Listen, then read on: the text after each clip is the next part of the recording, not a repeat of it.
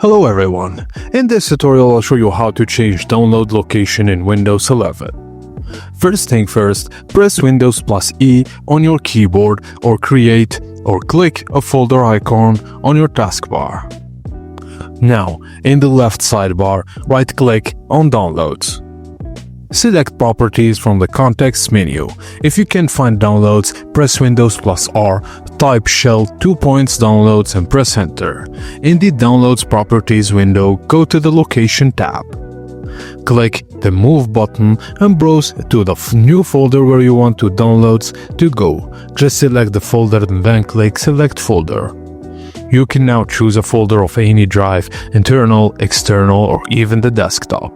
All you have to do now is click Apply in the Properties window and you'll be asked if you want to move all files to the old Downloads folder from the new one. Just choose Yes to keep everything in one place. Choose No if you want to start fresh. After the move is complete, click OK to finalize the changes.